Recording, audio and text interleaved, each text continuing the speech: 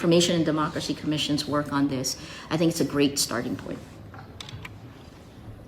I will take the occasion to thank my colleagues of the Information and Democracy Commission for in-depth work and for their commitment. But can we defend democratic safeguards just by ourselves, implement them just by ourselves? Of course not. We need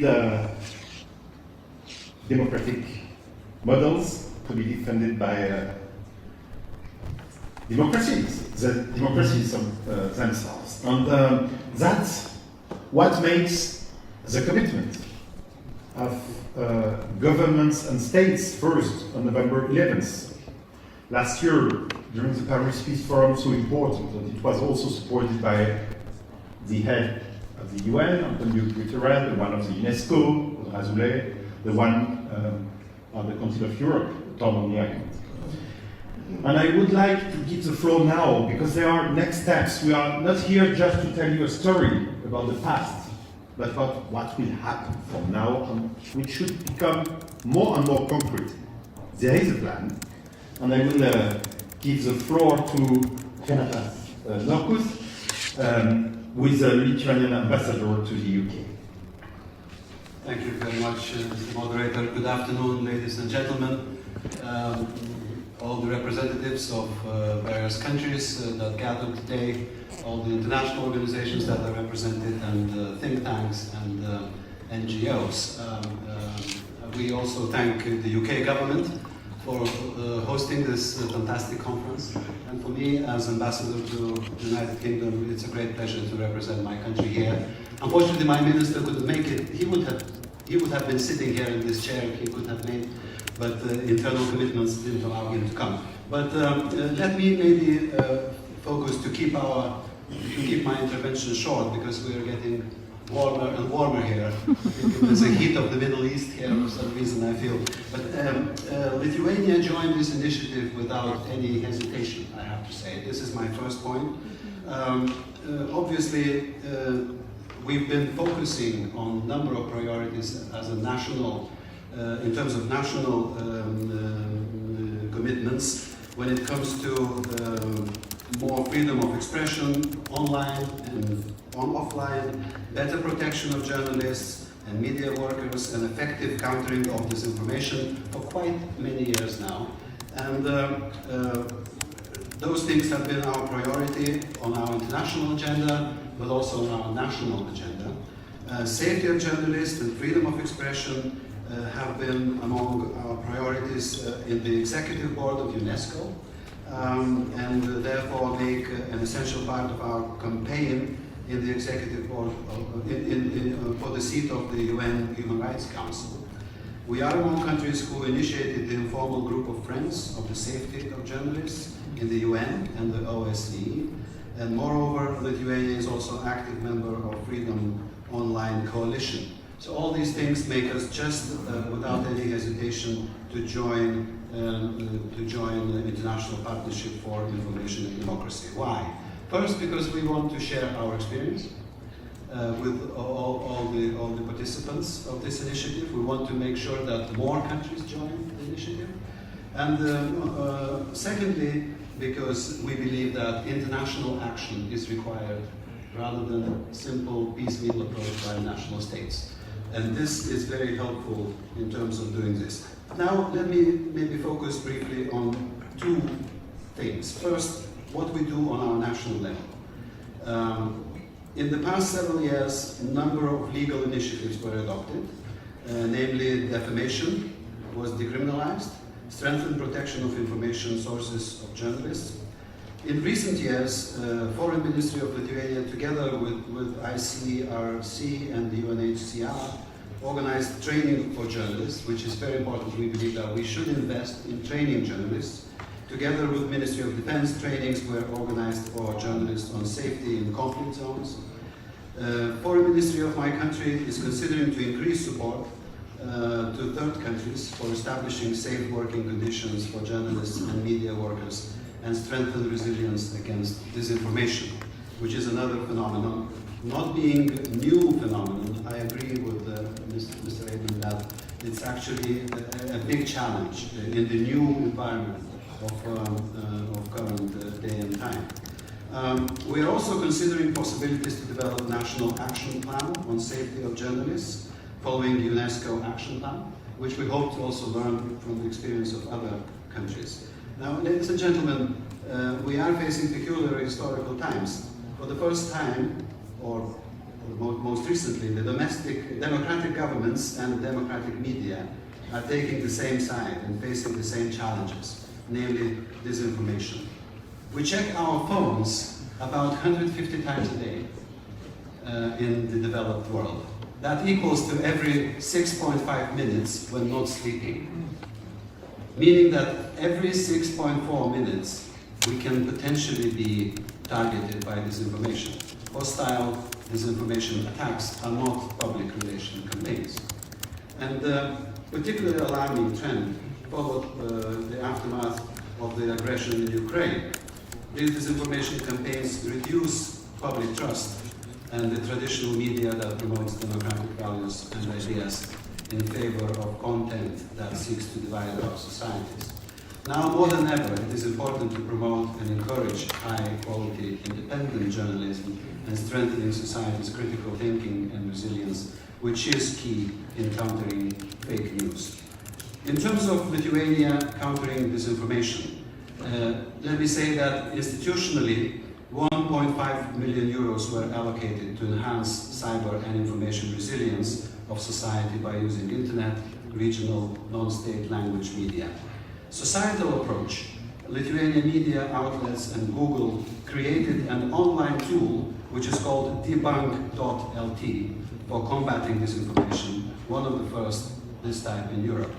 And co-joint efforts, National Cybersecurity Center and the largest Lithuania organization started cooperation in the field of cybersecurity, which includes joint national exercises, trainings, assistance in developing in the event of cyber attacks. So, to make a final point, my country is strongly committed to the goals of this meeting and to the goals of this initiative for information and democracy, and we stand ready to contribute our part in strengthening international commitments relating to freedom of expression, as well as international standards for the safety of journalists and media workers, especially women journalists. And last but not least, I'd like to extend my country's strong support for all international and grassroots organizations, some of them are present here, who are fulfilling crucial role of watchdog of freedom of expression and safety of journalists worldwide and 24/7.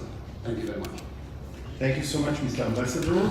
We now move not really to another part of the world, but to another part of the table with Mr. Viktors Makarovs, who is a special envoy on information security issues of the Republic of Latvia.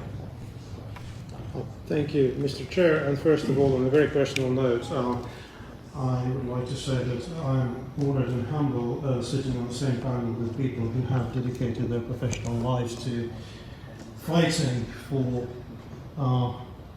our freedom of expression and our freedom of the media. It's extremely important. Now, basically 4 points I would like to make. One is why we like this initiative so much. The second is a little bit about our own experiences. The third would be one particular issue that I find important in the partnership's agenda, and I'll have some actionable points, some suggestions at the end. Now, I come from the so-called disinformation community, people who focus on measures to counter the effects of disinformation on our societies.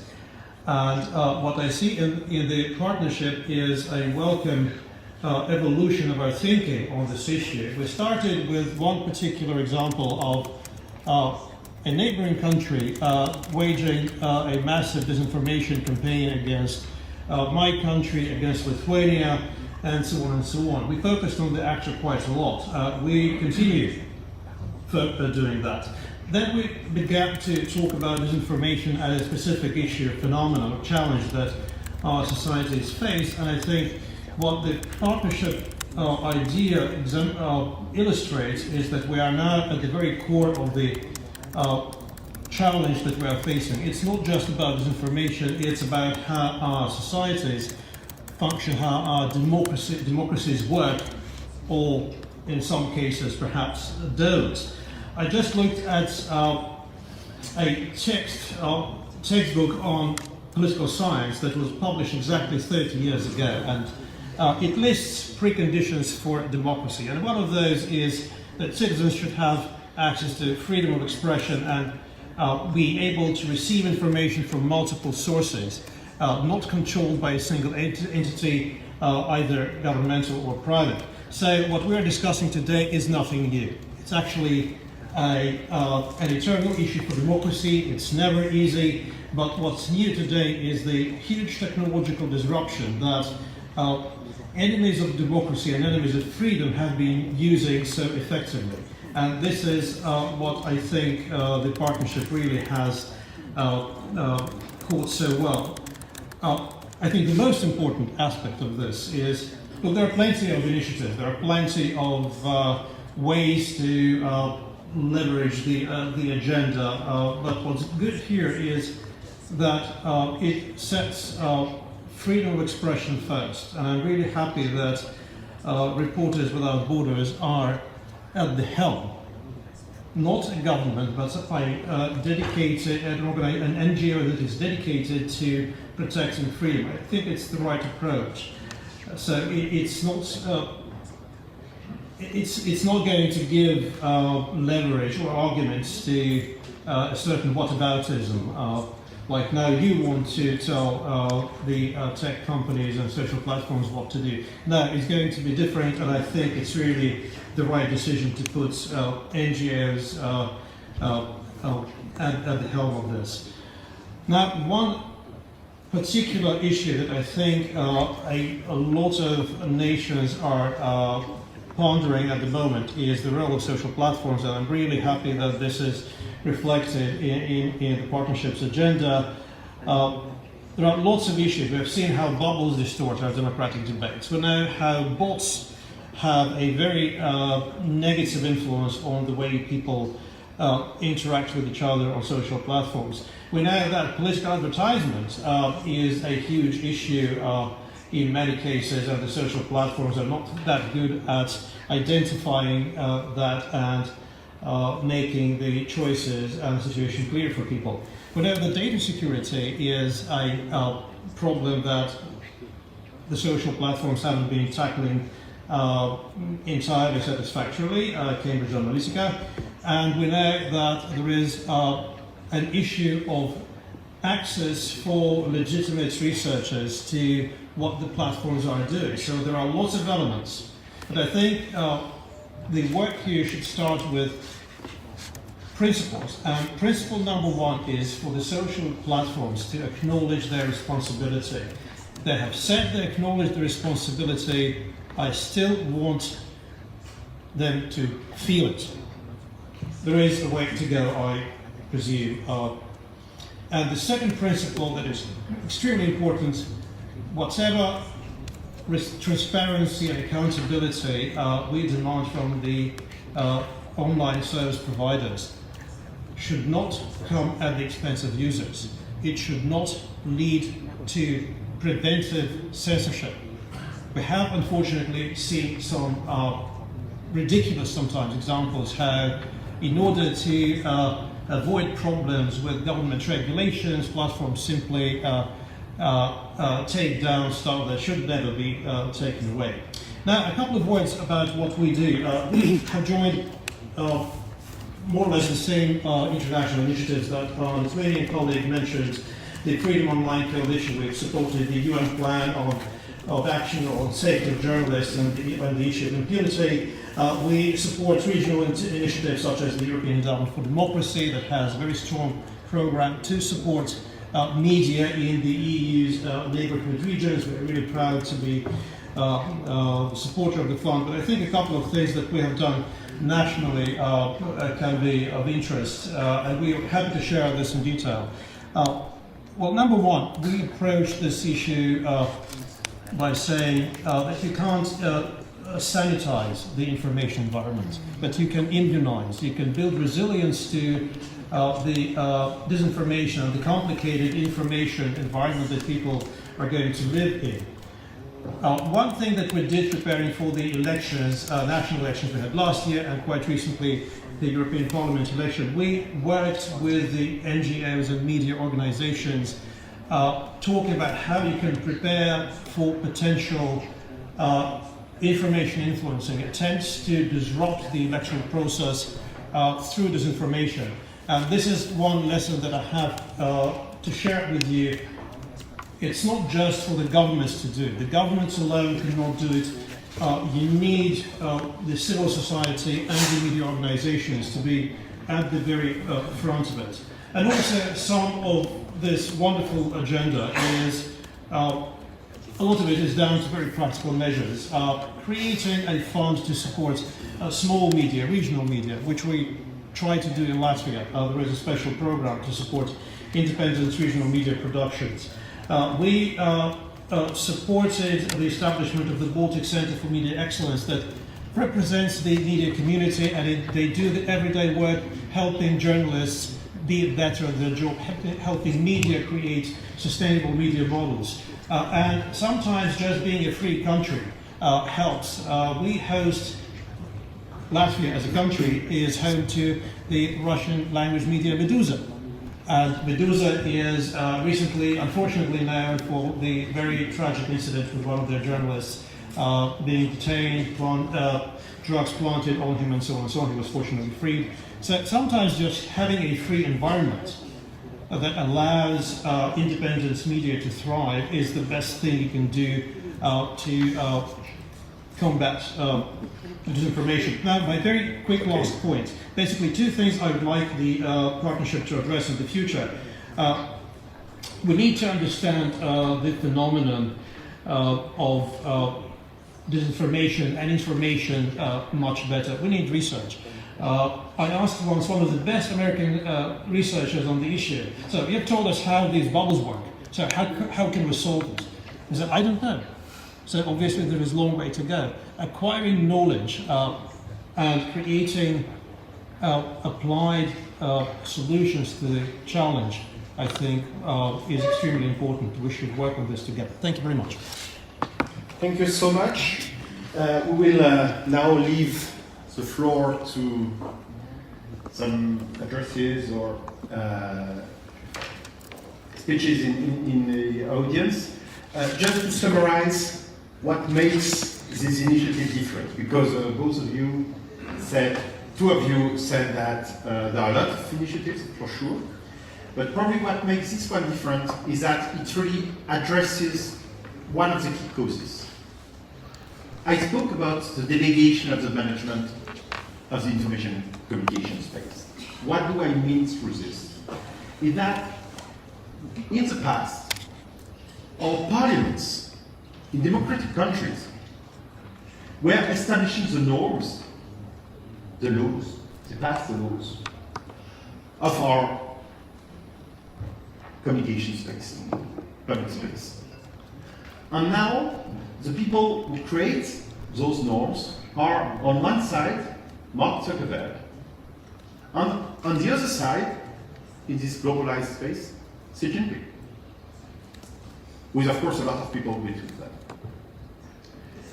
And this can kill the democracies. If the basic principles of democracies are not respected, if there are no checks and balances, if those laws are not transparent, this is a key principle, if the public spaces are not neutral, of course the actors in the public spaces don't have to be neutral. It would be stupid. But the space itself, it's not neutral in China. For other reasons, it's not neutral in Iran. But in democracies, there shouldn't be a bias of the public space itself. So that's why we started not through an initiative that fights other countries, with countermeasures, with offensive and defensive measures, but through what makes the democracies strong, that's to say, their principles. And starting from the principles, seeing, as it was always done in this history of the human rights especially, how do we implement them? Adapted to the reality of the technology. The first person to speak now will be Richard Jones, who is the head of the Human Rights and Democracy Department of the FCO. I have to swear, this is not because I have to obey the orders of the organizer, but because he's the one who requested to speak first.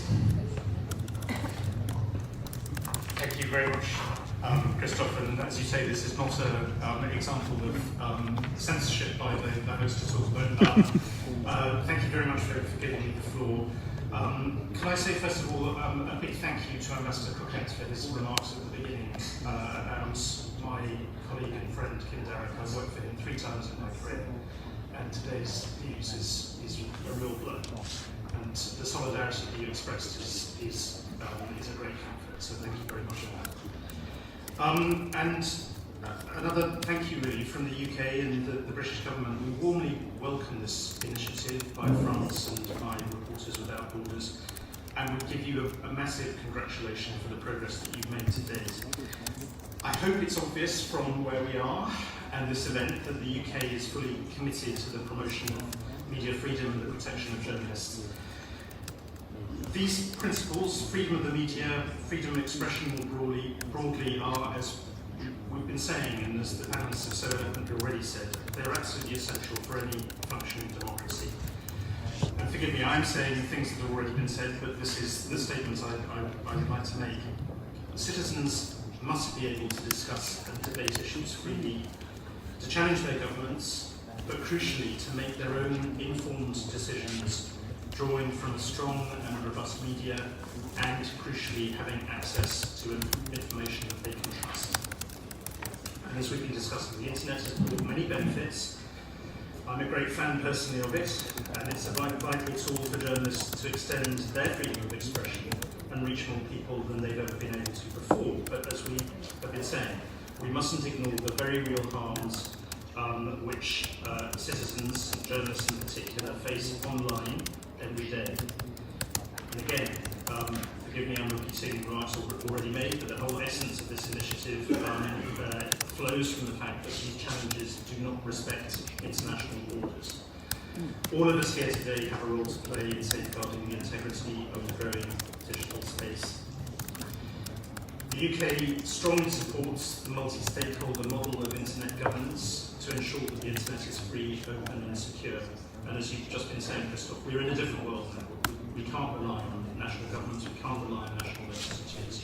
We have to have a multi-stakeholder governance, but this has to be underpinned by the democratic values which we all share. And this means that all stakeholders have a say in how the internet is run.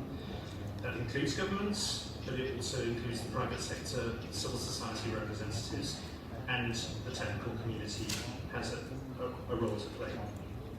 That's why we think the work of this initiative is so important, and that's why the UK is delighted to come on board and be taking part.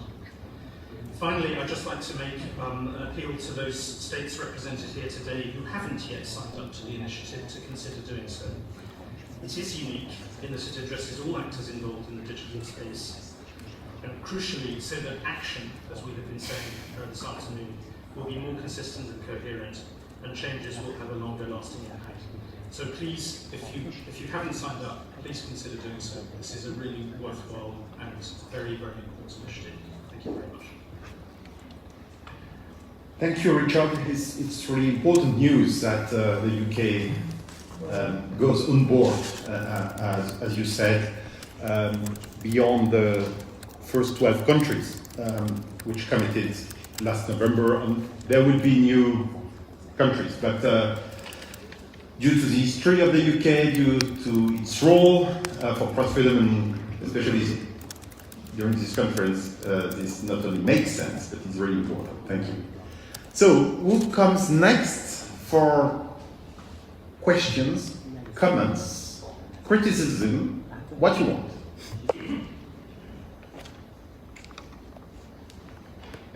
Yes, you. and then the person just behind you. Thank you. My name is Bahalu. I am from Ethiopia, but now I'm studying at the London School of Economics. My very short question is, I am very much encouraged by what I've heard about all these coalitions being formed, like the ethical network and this commission. But how are you engaging with countries, for example, from the sub-Saharan Africa? Are these commissions and networks also engaging countries in Africa? Thank you.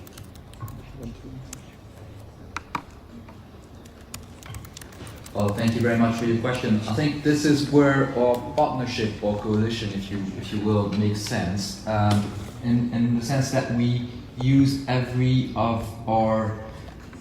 tool in our toolbox. In this case, reaching out to sub-Saharan Africa countries is one of the way we can do this is by asking our diplomatic networks to carry out the marshalism and the usual diplomatic work. And ask governments to join. This is something we've started doing, and as we've said before, there will be other events in the weeks and months to come, which will give us opportunities to reach out to these countries, not least the UN General Assembly, of course. But I think this only makes sense if this is backed up by civil society, and this is where the other members of the coalition come into play. Charities, NGOs can have a say on this, should have a say on this. I know it's not always easy in some countries, but we're very much encouraged by what we've seen. People speaking out in defense of media freedom. So this is what we intend to carry on doing. May I just compliment by saying that in the first 12 countries, there were 2 countries from Africa, Senegal and Burkina Faso. There were countries in Latin America, Costa Rica, Middle East, Lebanon. So it could give today the false impression that this is a European initiative. But this is not. This wouldn't make sense. And I guess I do not have the right to leak secrets, but there were other African governments involved in for the next steps, and I guess they will make it publicly soon, unless Francois can do it, but Francois will see.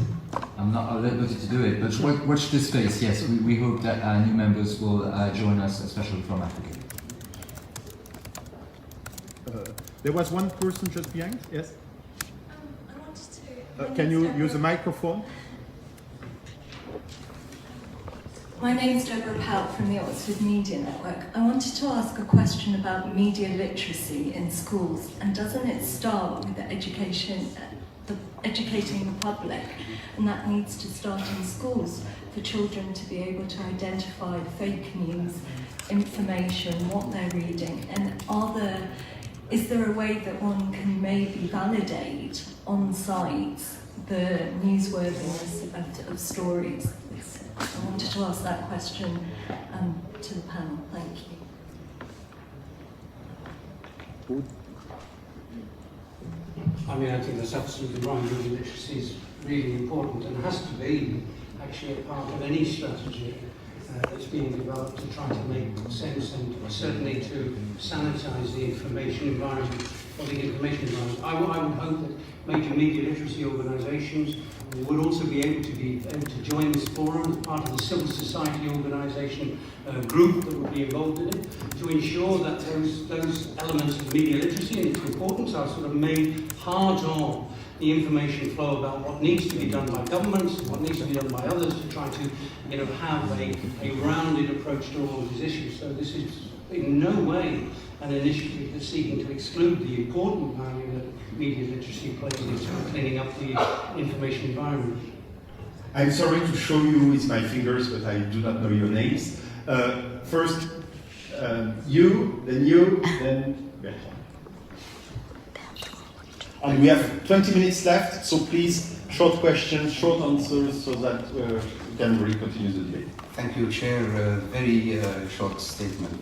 I am the ambassador of Tunisia to the UK. The Tunisian president was one of the 12 heads of state who attended the Paris Peace Forum last year.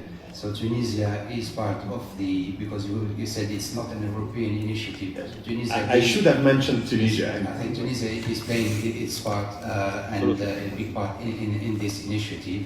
We support it and we support the work, tremendous work that has been done by the Commission, and we look forward to bringing our own contribution. Just last but not least, according to Reporters Sans Frontières Media Freedom Index, Tunisia was ranked the first in the Middle East and North Africa region. We are 75th, which means there's still room for improvement. So we look forward as a young democracy facing many challenges. We look forward to the work of the Commission that will maybe help us to deal with some issues that we are facing as a young democracy. Thank you very much. And I can totally confirm that the role of Tunisia is really, really key in this initiative. Thank you. Ahu Özgür from Woman TV in Turkey. I just wanted to thank everyone in the panel. It's a great honor to hear from you. Because of the collapse in conventional media in Turkey due to political pressures or market pressures, we have seen the atomization of media structure, and everybody's practically on social media and on platforms like Google and YouTube. My basic question is, there are huge defamation lawsuits, thousands of them, for just tweeting some concerns about government. Now, Twitter doesn't take them down, it keeps them there, but that causes the judiciary to basically file a lawsuit, whoever complains about the practices of the politicians. Do you have any practical advice on it? And the second one is, what happens when these platforms really stay in the countries and make use of the political system there just because of their profit-making machinery? They don't want to get out of the system. They don't want to leave the democracy in peril. But there's always that market factor that they are really making money out of it. How do we reconcile it? And do you think your initiative might be creating a way for them to come to a sensible place as well? Thank you. In this perspective, our initiative is important because we consider it should be key to strengthen democracies. And we need strong democratic models if we want to oppose authoritarian strongmen. There is also the work that needs to be done in Turkey, and I have to mention that our own representative, Erol Onderoglu, faces years in jail, and the verdict will be known in July, just for a solidarity campaign with a Kurdish newspaper. And as an organization, you know that we work as much as possible. Thank you for reminding that. Thank you. Yes, thank you. Bertrand Becry, Global Editors Network. One question, one advice.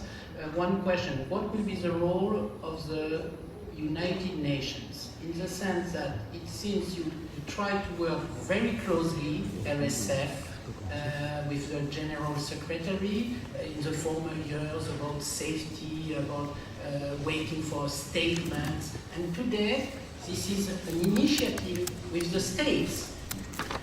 Does it mean that you consider there is nothing to do with the United Nations?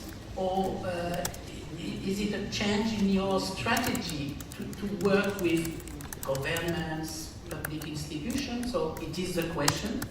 And the advice, I think it's a brilliant initiative, but be careful by gathering many other press organizations. In the sense that if you don't want that it fails or that you receive criticism, you need immediately to be inclusive and not just saying it's a RSF initiative.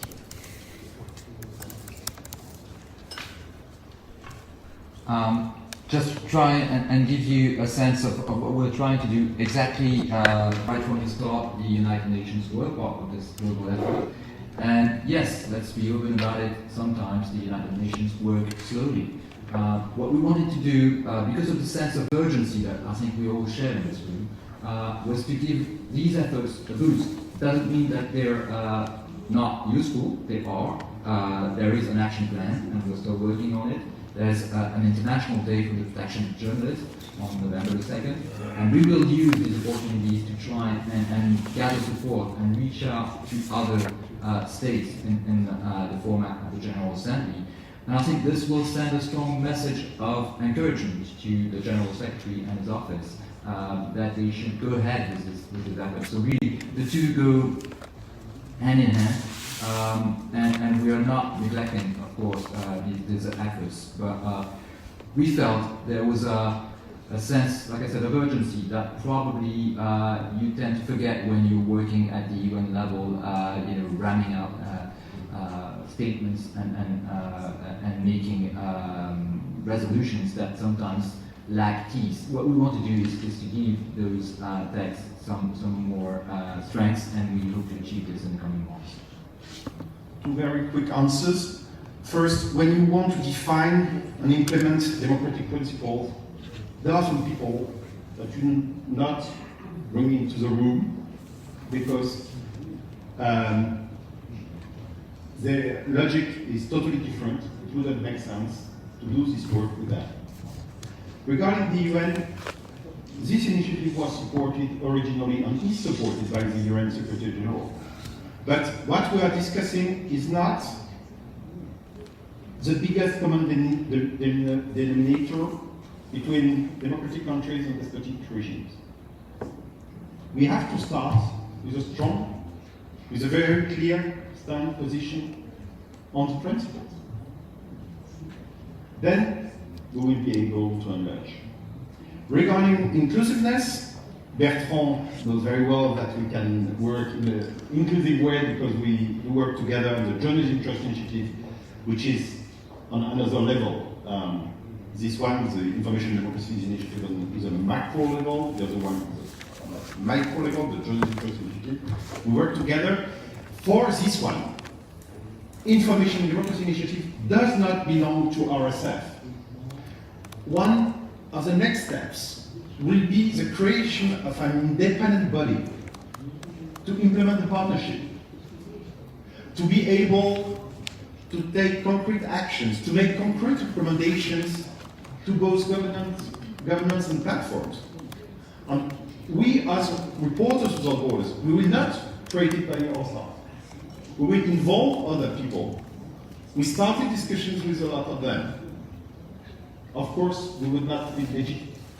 This challenge is a challenge for all of us. We just initiated it.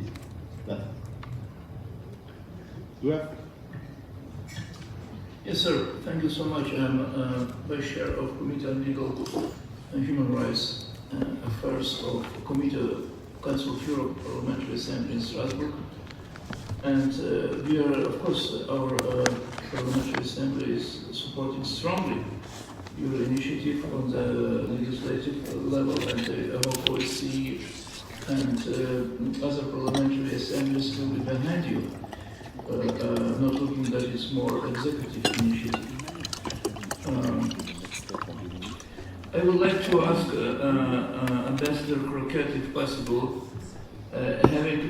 talking about Mr. Deloire about the T's of your organization. So 12 initiative, and after that we have crisis like in Hong Kong, and all Hong Kong people and especially mass media is under pressure. And still, Great Britain possesses some level of responsibility for two systems in one country, and we have crisis there. They're under pressure. So tell me how you will react, not looking that you're more overlooked with the quality issue of mass media and qualities of democracy and divided inside powers. But how you will look to the crisis and how you will be creating your agenda in the future? Well, like a long-standing lawmaker, I'm very interested in your future concrete agenda of the 12th. I hope we will encourage through our resolution to other countries to join you, of course. The organization to 48 countries, and we are behind you. But, for example, Hong Kong, for example, even Russian mass medias, well, still some of them free, are under heavy pressure. So, how you will do that? Very quickly. Emmanuel Zingeris. Pas de problème. Very quickly, I think two very good examples, actually, Hong Kong and Russian recent events in Russia. We've seen a tremendous feedback from civil society in Hong Kong and even in Russia in very difficult conditions, backed up by independent media, and this has led to authoritarian regimes being stopped in their tracks from carrying out draft bills that was proposed by a majority of the people, or from jailing a journalist that had just done his work. So this is why we believe in this model. I'm not saying states should interfere with others. This is against all diplomatic rules, and I'm not advocating this. But I think the wider we cast on that, the best results we will get. I just wanted to mention quickly the Council of Europe, which has got an early warning system which works as well in cases of journalists being under pressure or under threat. So we will, like I said, bring all these tools to the table. In journalistic articles, the two most important parts are the beginning and the end. So let's try to be very concrete for the end. Francois, we have 6 minutes left, and we'd like Shirin to say conclusion words. What are the next steps? So, next steps, 3 days for your agendas. First, there will be an effort during the G7 summit on August 25th, 26th, shared by France, to shed some more light on this partnership, and we'll see how it goes with some of its members. Then, September, UN General Assembly, as I said, we're hoping to bring as many countries as possible to side events, to promote the partnership. And last but not least, the next forum in November, from 11th to 30th of November in Paris, where this independent mechanism will start working by itself, and we hope to see as many of you around the table to these events. Thank you very much. Thank you. Thank you. Shirin?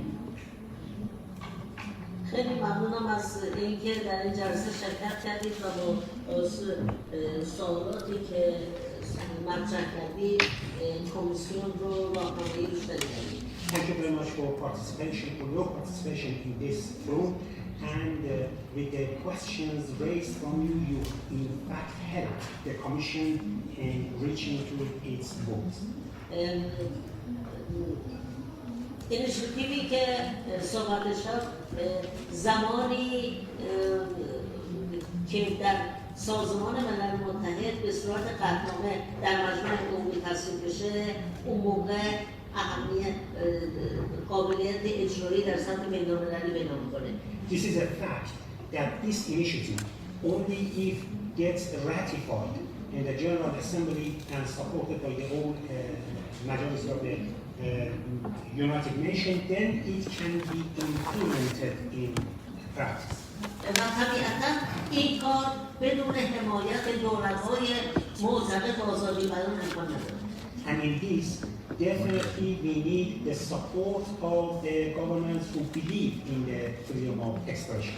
و همونطور که شنیدید ما از G7 کار رو ادامه میدیم و میگم این پایان نیست و تمامی تلاش خودمون رو جمع معطوف به این مسئله میکنیم که تعداد آراء لازم دولت‌ها رو در سازمان ملل به دست بیاریم. So this initiative is not an ending point. In fact, as you heard, we continue the initiative step by step, and the next step is to raise these issues with the G7, and then we try our best during the assembly of the General Assembly of the UN, we managed to obtain more and more positive and supportive votes of countries as much as possible. من بسیار امیدوار هستم که بتوانیم این رو در مجمع عمومی سازمان ملل به صورت قطعی در بیاریم. I am very hopeful that we manage at the end to make this as a resolution and make it ratified in the General Assembly of the UN. و تا اون روز این کمیسیون به کار خودش ادامه میده. And up to that stage, this commission will continue its hard work. و من از یگانه شما خواهش میکنم ما رو کمک کنید در راه رسیدن به این هدف. I ask you one by one, I make this request. Please help us to achieve this goal. باز هم ممنونم از اینکه آمدید. Thank you very much again for your presence here. A last word, we have 2 minutes left. The information and communication space is like a jungle today. And in the jungle, predators win. They kill the others. That's not democracy. Democracy by nature is not governed by the law of the jungle. This is a rule of principle and then a rule of law. That's what we have to do for this technological information and communication space. We deeply appreciate as an organization and as a commission the huge political mobilization around this initiative. This is an extraordinary asset. And this is based on a vision of civil society vision, but endorsed, developed by governments, and this is really important to continue this. I will just end with one idea, saying that today the entities which structure the information and communication space have huge powers, sometimes powers like governments, and then the rights of individuals. And this is a huge nonsense. That's why we have to build a system of safeguards which is collective toward. Thank you so much for attending this session, and see you during the next occasions we will have. Thank you very much.